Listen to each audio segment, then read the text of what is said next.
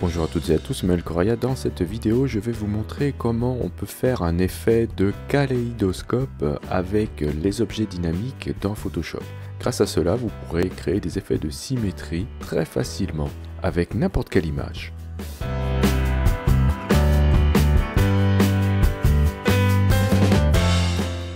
Bien, alors je vais faire un document qui fait 1000 par 1000 pixels. Donc je fais fichier nouveau. Je vais rentrer ici donc la valeur de 1000 pixels sur 1000 pixels et je vais mettre ici 300 pixels par pouce. Dans les options avancées, je vais choisir ici le sRGB. Je clique sur créer. Bien, alors là, je vais ajouter des repères dans mon image. Je vais subdiviser ce carré en 4 parts égales. Alors pour cela, je peux aller dans le menu affichage. Je vais trouver une nouvelle disposition des repères ici. Et vous allez saisir, donc en colonne nombre 2, en rangée nombre 2. Ok. Alors si vous avez une ancienne version de Photoshop sans cette commande, eh bien vous pourrez aller toujours dans le menu affichage, nouveau repère, et ici à horizontal et vertical, vous allez en ajouter à chaque fois une en marquant ici la position à 50%. Donc 50% pour vertical et 50% pour horizontal, et vous ferez donc 2 fois l'opération, puisqu'à chaque fois que vous allez cliquer sur OK, eh bien vous allez créer un repère à la fois. Donc ici je vais faire annuler. Ok, alors je vais mettre un triangle à l'intérieur que je vais ensuite transformer à l'aide d'une symétrie, et ça va me faire un carré que je vais à nouveau transformer à l'aide d'une symétrie, etc., etc. Donc ça va me faire 8 symétries, donc une duplication de mon triangle 8 fois, ok, donc j'aurai 8 petits triangles avec des symétries, et du coup ça va me faire des choses très très intéressantes, vous allez voir. Ensuite, ce que je vais faire, c'est que je vais construire ce triangle.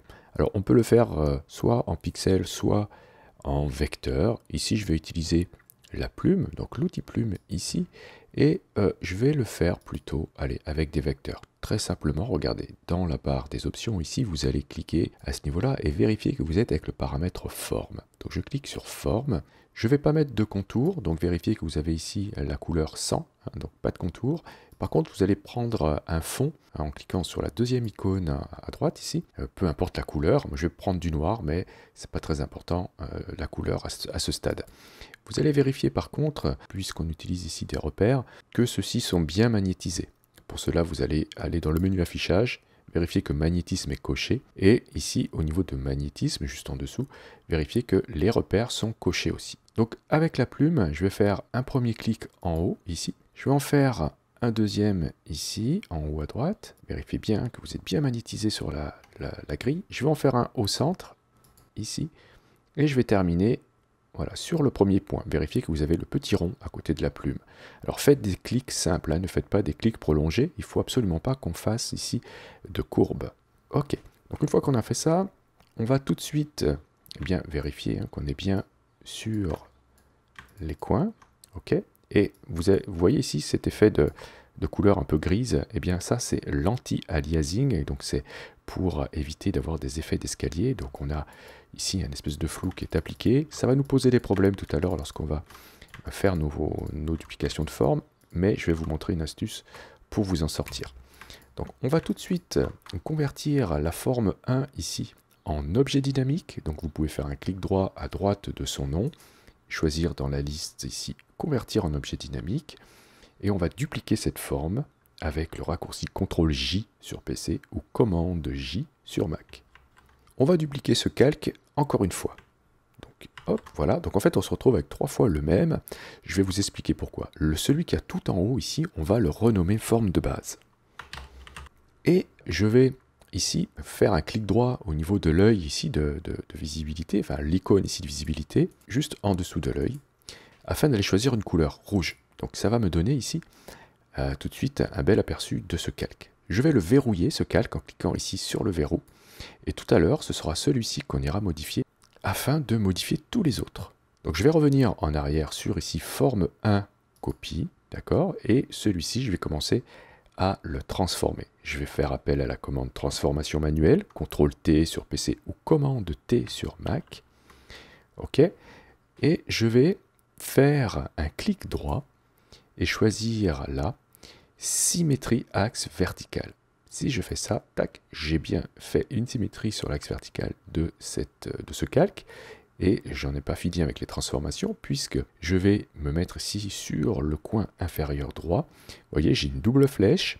Je vais appuyer sur majuscule et tourner cette forme, voilà, à 90 degrés, comme ceci. Très bien, je valide ma transformation. Donc on se retrouve avec ça, et vous voyez que si on zoome, on a un petit trait blanc dû à l'anti-aliasing. Eh bien, tout à l'heure, on essaiera de se débarrasser de cet effet.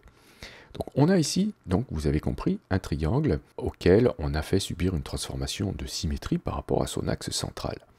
Donc je vais prendre ici les deux calques, celui-ci et celui-ci, donc j'appuie sur CTRL ou commande sur Mac pour les sélectionner tous les deux, et je vais faire un groupe, donc CTRL G sur PC ou commande G sur Mac, pour faire un groupe de ces deux calques. Je vais à nouveau dupliquer ce groupe, donc avec le même raccourci que tout à l'heure, hein, commande J ou CTRL J, ok, et à nouveau faire appel à la commande transformation manuelle, donc CTRL T ou commande T. Très bien. Vous voyez ici l'axe de rotation central, qui est toujours au centre par défaut, on va le placer en bas. Si vous ne l'avez pas, c'est que vous avez peut-être une version récente de Photoshop et que celui-ci n'est pas visible, donc il faudra aller dans la barre des options ici, et vous voyez, vous avez cette petite encoche, il faudra le cocher pour l'afficher. Ou alors soit vous le descendez ici sur la poignée du bas au milieu, hein, sur la base ici, ou alors vous cliquez, vous voyez ici, vous avez 9 points possibles, vous pouvez aussi cliquer sur celui du milieu en bas à ce niveau-là, tac, et ça va vous le poser ici.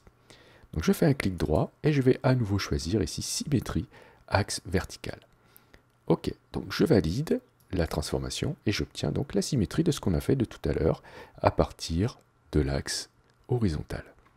Je vais sélectionner les deux groupes, les dupliquer, CTRL J, etc. Donc je ne vais pas redire à chaque fois les raccourcis, vous aurez compris. Donc j'ai dupliqué ces deux groupes et je vais faire à nouveau appel à la transformation manuelle, hop, comme ceci.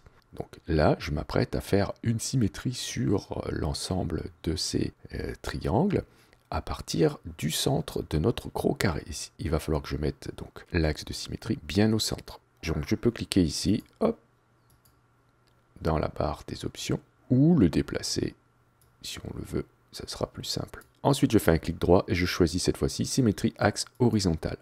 Et je valide la transformation. Ok, donc là, on a bien avancé. Tous mes groupes ici, je peux les sélectionner comme ceci et les grouper à nouveau. Donc je refais CTRL G après les avoir sélectionnés et voilà, ça je peux l'appeler symétrie. Maintenant ce que je vais faire, c'est que je vais déverrouiller mon calque forme de base, hein, je l'avais verrouillé tout à l'heure pour ne pas le déplacer, et je vais verrouiller par contre le groupe symétrie, voilà, pour être sûr qu'on ne déplace rien là-dedans. Donc je verrouille le groupe symétrie en cliquant ici, hein, sur le verrou, tac, je sélectionne forme de base, je le déverrouille cette fois-ci en cliquant à nouveau sur le verrou, et je peux le cacher par contre, je n'ai pas besoin de le voir.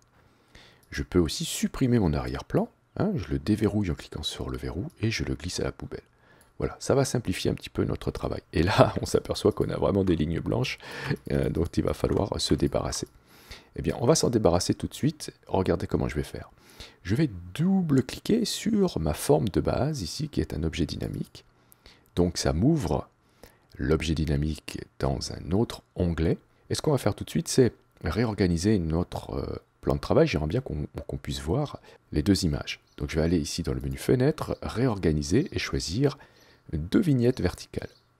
Très bien. Donc, j'ai ici à gauche ma forme de base et ici l'ensemble de ces formes dupliquées. On va essayer de se débarrasser tout de suite de cette ligne. Alors comment je vais faire? Ici, hein, bien dans cet onglet-là, je vais faire appel à la commande transformation manuelle. Ok, je vais zoomer ici et je vais faire une transformation. J'appuie sur majuscule, attention c'est très important, pour faire une transformation qui est vraiment homothétique. Et je vais tout décaler comme ceci, tac, d'une manière latérale de 1 pixel. Voilà, clac, clac, comme ça. Et je valide la transformation. Et ce que je vais faire, pour voir si ça fonctionnait, donc je dézoome un petit peu, voilà, je vais faire un enregistrement de cet objet dynamique, et donc fichier enregistré hein. On utilisera tout à l'heure le raccourci CTRL S, bien sûr, ou commande S sur Mac. Hop, et voilà, vous voyez, on s'est débarrassé de ces lignes qui étaient très dommageables. Donc maintenant, je vais tout continuer à travailler ici dans mon objet dynamique qui est toujours ouvert. Je vais importer une image dans cette forme. Vous allez faire une petite vérification avant dans les préférences, dans le menu édition préférences générales. Vous allez aller vérifier que vous importez en tant qu'objet dynamique. D'accord? Donc vous cochez ici toujours créer les objets dynamiques lors de l'importation. Ce sera très important. Après, vous pouvez cocher aussi redimensionner pendant l'importation si vous le souhaitez. Donc je valide cela. Vérifiez que vous êtes bien sur le bon onglet. Donc vous cliquez bien ici sur l'onglet de notre forme. Vous allez faire Fichier, Importer et Incorporer. Allez choisir l'image que vous souhaitez. Moi, je vais prendre celle-ci. Je vous la mettrai dans les commentaires si vous le souhaitez. Donc elle va arriver redimensionnée et en tant qu'objet dynamique, puisque c'est ce qu'on a demandé dans les préférences, je vais l'agrandir un petit peu.